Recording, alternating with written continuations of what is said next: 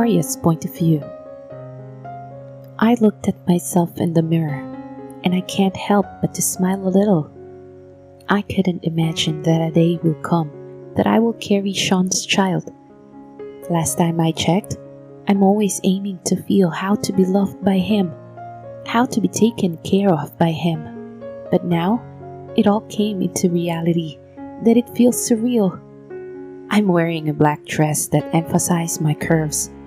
Although I'm already pregnant, I can still see my features.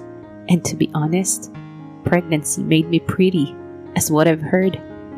I feel like I became beautiful, and my eyes glowed with happiness and contentment. Tumayo na ako at sinulyapan muli ang sarili ko sa salamin bago tuluyang lumabas at bumaba para tingnan kung nandyan na ba si Sean. Wow! I laughed when I heard him say that. Hindi ko na malayan na nasa labas na pala siya ng silid ko, at nang buksan ko ang pinto ay siya ang bumungad sa akin. He looked at me from head to toe and vice versa. Adoration is visible in his eyes that he can't help but to utter that word. "You really are gorgeous, baby," he said and pulled me on my waist. Really? I teased, and he just gave me a peck on the lips. The supposedly smack and short kiss became torrid when he pulled me closer to him and slid his tongue inside my mouth. I can't help but to utter a small moan before clutching to his shoulders. He kissed me like there's no tomorrow, and all I can do is to respond to his kisses. God knows how much I missed this man. I put my hands around his neck, and I was the one who pulled him in closer to me, and I can feel his smile between our lips. "You are so beautiful. I just want to ditch that dinner and make love to you right here, right now," he bluntly said, and that made my face turn red. "Yang bibig mo!" Paninermon ko sa kanya nang sandaling maghiwalay ang mga labi namin. He raised a brow to me, as if asking me if I don't feel what he's feeling right now. Nahihiyang dinikit ko ang pisngi ko sa dibdib niya at niyakap siya ng mahigpit. I'm so turned on right now.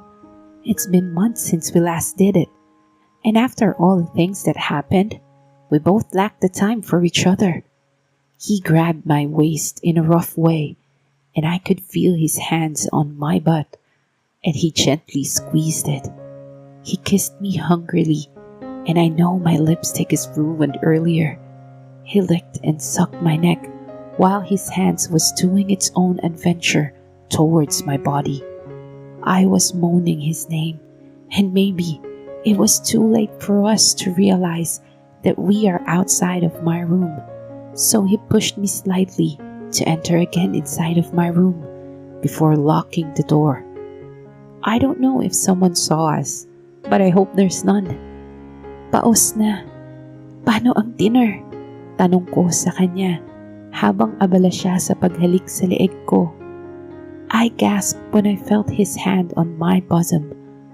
"Sean!" I uttered his name in a seductive way, and I feel him stilled for a moment. "Let's have dinner later, baby. A quickie will do, I guess," he said, and I know right there and then I will be able to feel him again. Mabibilis ang kamay na hinubad niya ang mga suot namin, at nang makaramdam ako ng lamig ay agad akong yumakap sa kanya. Hindi naman ako nabigo nang yakapin niya ako bago dahan-dahang ihiga sa kama. "I love you so much," he whispered and lowered down his head to kiss my forehead. "I love you too," I smiled to him before he hugged me tightly. Nakaunan ako sa braso niya habang kapwa kami nakahubad at nakahiga sa kama. Kapwa kami nagulat nang bigla na lamang mag-ring ang cellphone niya. "Yes, Clark," he answered, and it was his secretary. "Of course, I just finished something, but we will still have our dinner." He glanced at me, and I pouted my lips on him. "Okay, thank you," he said, and ended the call. He looked at me once again, before lowering his head and claiming my lips once more. As much as I want to stay here and cuddle with you, or maybe to do you until you won't be able to walk, well, may dinner pa tayo at hindi yun pwedeng mapostpone. Alright, baby? He said and looked at me. Kapal ang mukha mo. Naku, Sean, hindi mo ako pwedeng lumpuhin dahil buntis ako. Ngisi ko sa kanya. Kaya napasimangot ito. Kaya nga nagdahan-dahan ako. Pero if hindi ka buntis, baka nga talaga lumpo ka na ngayon. Balik sabi niya sa akin. Kaya naman sinamaan ko siya ng tingin. Sean was being so gentle earlier. Although I want it hard and rough, hindi ko naman pwede i-risk ang anak ko. Don't worry. Next time, I will be very creative when making love with you in the roughest and hardest way. Narinig ko siyang napabuntong hininga bago sandaling tinitigan ang gitnang parte ng katawan ko. He reached for my dress that he threw away earlier. Buti na lang hindi niya pinunit at baka nasapak ko siya dahil sayang naman ito. Sinuot ko yun at nakita kong nagbihis na rin siya. Tumayo ako at ang kaninang nakapusod kong buhok ay inilugay ko na lang dahil tinatamad na akong ayusin. Damn, you look so hot, baby, he said, and I turned to face him. He was now already fully clothed, and I just smiled at him before reaching for his necktie and fixed it. Likewise, husband, I said, and gave him a smack on the lips. Bago pa niya palalimin ang halik na yun at madala na naman ako, ay bumitaw na ako at inaya na siyang umalis na. He smiled before reaching for my hand and we both went to the restaurant where he had his reservation. Naabutan namin doon si Clark at agad kami nitong sinalubong para ihatid sa mesang naka-reserve sa amin. Nahihiya naman akong tumingin dito dahil kahit hindi man aminin, ay alam kong kanina pa ito nandito. Our dinner was supposed to be 6 p.m. but now it's already 9 p.m. Namumula ang pisngi na nag-iwas ako ng tingin sa kanila nang maalala ang ginawa namin ni Sean bago kami pumunta dito. Sean is saying something to Clark before he bid his goodbye to us and went away. Are you okay? Sean asked me when he noticed that I was silent since we entered a 5-star hotel we are having our dinner. Yes, I nod and smiled at him a little. It was good that we are sitting at the corner where there are seldom of people. No wonder why he chose this table, because even we are at the public place, he wants to have a privacy with me. We talked a lot, and I felt so special tonight. The food was very delicious, and I thanked Sean when he purposely ordered chicken inasal for me. Pambihira, nasa mamahaling hotel na tayo kumakain, chicken inasal pa rin? Really, Arya? He chuckled, and I looked at him sharply. Bakit? Anong masama? Ikaw naman ang umorder nito ah. Panunumbat ko sa kanya. Totoo naman kasi, he was the one who ordered it for me, and now, he was going to tease me? Well, alam ko naman kasi ang kahihinatnan ko once hindi ko binigay yung paborito mo. He smirked at me, and I can't help but to glare at him. Sa lahat ng kumakain dito, mistulang ako lang yata ang inis na inis at kumain na lang ako imbis na pansinin si Sean. I even heard him laugh, and I chose to ignore him. Akala ko ba paborito mo yan? Bakit dinudurog mo ngayon? Baby, hindi lalaban ang manok sa'yo. He laughed after he said those, kaya sa inis ko ay ibinaba ko ang kubyertos na hawak ko at tinitigan siya ng seryoso. Gusto mo bang ikaw na lang ang durugin ko? Sabi ko sa seryoso at hindi ka babakasan ng pagbibiro.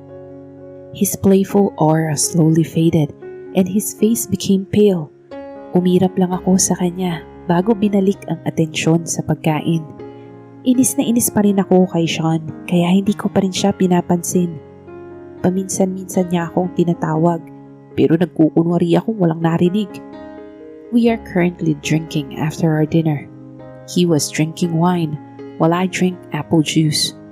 Lumapit ang isang staff ng hotel kay Sean at may binulong lang siya dito bago ito tumango at tumalikod. Napakunot noo ako dahil hindi ko maintindihan ang pinag-usapan nila. Pero maya-maya lamang ay biglang namatay ang lahat ng ilaw at ilang sandali lang ay bumukas na din yun. Nagulat ako na si Sean ay wala na sa upuan nito. Nagtampo ba ito nang hindi ko siya pansinin? Luminga-linga ako para hanapin siya at nang dumako ang mata ko sa harapan kung saan mayroong mini stage ay napako ang mga mata ko sa lalaking nakatayo doon. "What is he doing there?" I silently asked while still staring at Sean. He faked a cough first and everyone laughed. "Good evening, everyone. I want you all to meet my lovely wife. She's sitting there like a gorgeous princess and I plan to make her my queen." He directly looked at me at halos magyuko ako ng tingin ng halos lahat ng tao ay lumingon din sa akin. "Baby," he called. "I know we faced so much challenges this past days and months, but I want to apologize for everything I've done to you. I cannot promise to not make you cry because apparently you are a crybaby." He paused and laughed. "But I promise to not hurt you intentionally and love you in my own way." I can feel the tears in my eyes, but I composed myself and smiled at him. He walked towards me, and God knows I didn't expect all of this. "I know this is not the right time to ask you this, but after what we've been through, I realized that I can't lose you anymore. We both know that we started in the wrong way, but you gave me a chance to correct those mistakes." Tears began to flow in my eyes after I saw him kneel down in one leg and opened a small box with a lovely diamond ring inside. "Arya Isabel Benitez Minjola, will you marry me again?"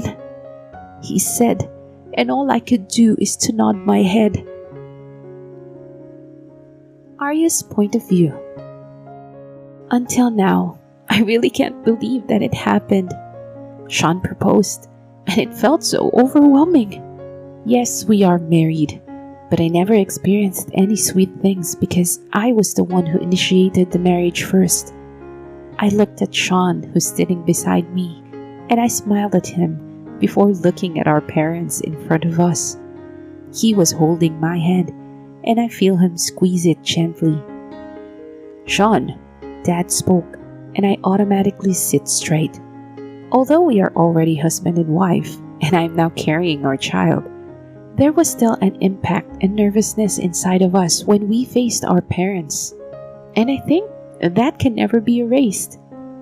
"Tito," Sean said as he also sat straight and directly looked at my father. Dad sighed before turning his gaze to my in-laws. "He already told me about his plans, and I'm still surprised when he did it. I actually believe that he's already changed, and as a parent, I know you will understand why I still have doubts in my heart. I don't want my daughter to experience the same pain again." He uttered the last sentence while looking at Sean. Napayuko naman si Sean at nakita kong napangiti si Mommy Carla. "I admire how you take good care of Arya, Leandro, Doris," Mommy Cassie started. "She's like a daughter to me, and I'd love her to be part of our family, even though she's already a part of it. And I know my son too well. He will never hurt your daughter again." Mommy Carla assured my parents, and I saw how my mother smiled, like she really likes Sean for me. "I will be the one who will punish him when time comes that he hurt Arya again. A punishment that he will regret on his entire life." Napatanga ako sa daddy ni Sean nang sabihin niya yun. Sean as if didn't hear it, and he just looked down at me and smiled.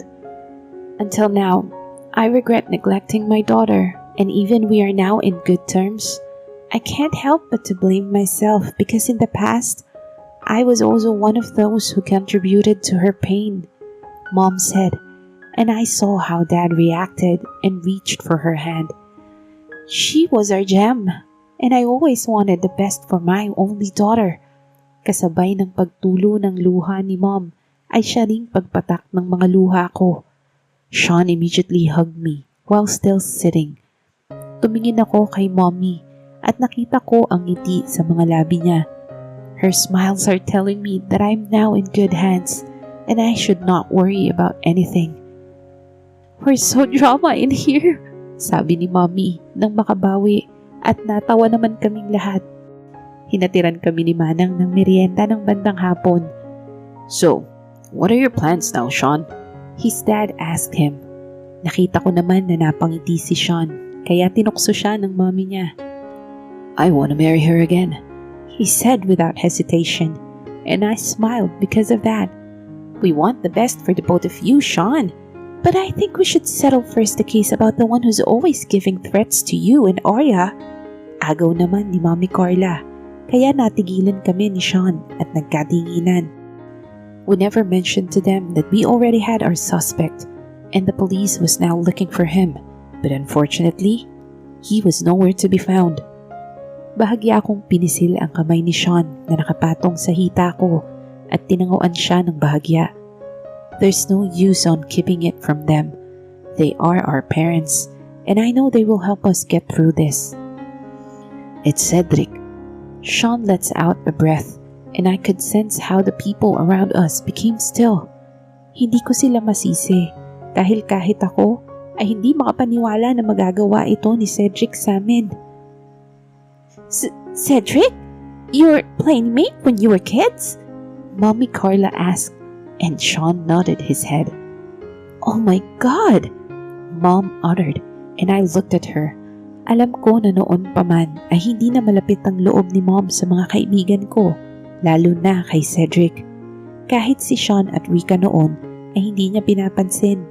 Ngayon lang siya naging open at naging mabait sa lahat. Why? I mean, what is his motive in doing that?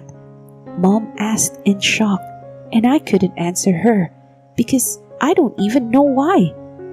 "His ally told us that we killed someone without knowing it," Sean said, at halos lahat sila ay napasinghap. Napamura ang dalawang ama at tumayo si Daddy Manuel. "That's bullshit. Nakapatay kayo ng lingid sa kaalaman nyo?